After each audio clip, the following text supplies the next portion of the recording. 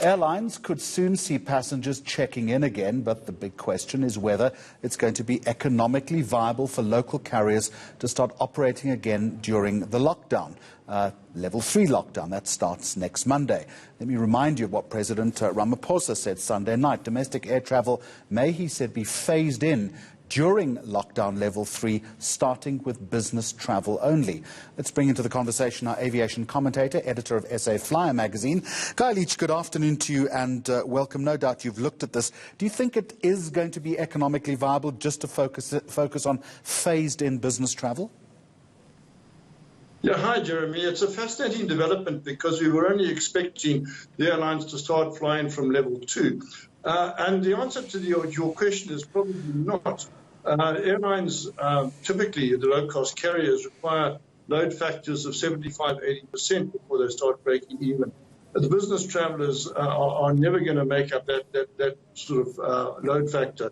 So it would seem to me that the airlines are literally between a rock and a hard place. On the one hand, they're really keen to get back in the air, but the one thing that they won't want to do is increase their losses by flying with 30, 40, even 50% load factors.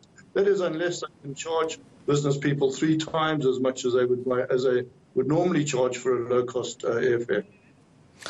The other issue, of course, Guy Leitch, is how would I prove whether I'm flying on a business trip?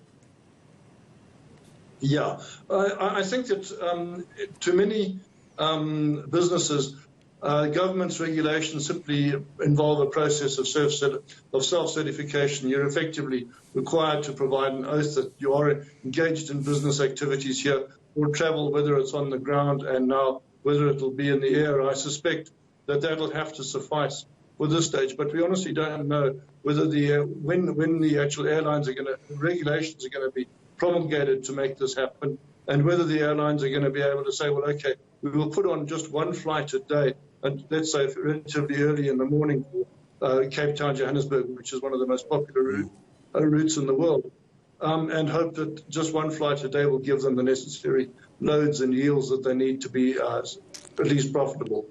Which one doesn't think is likely to happen. Now let me quote Kirby Gordon. He's head of sales and distribution at Fly Safair. And this is what he says, Guy Leitch. It's not realistic for us to begin operations, exactly what you've said, without viable demand. But he's also saying government would need to step in to support our operations. That's highly unlikely, though, that government is going to assist in this respect. It's highly unlikely that government will just come to the party with a straight cash subsidy or handout. But there are many other ways government can do this. For instance, the International Air Transport Association has been recommending that governments give airlines a holiday or a payment holiday on many of the taxes, levies and duties that airlines have to pay.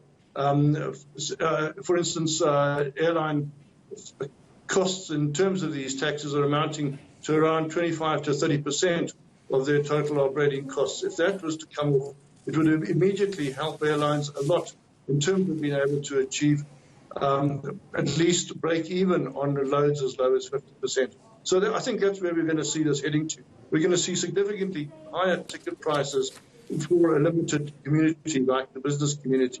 And then next year, I think that once the airlines can get back into full operations, we're going to see low prices while they try and fill seats, and then perhaps a return to even higher prices once the new norm has been established.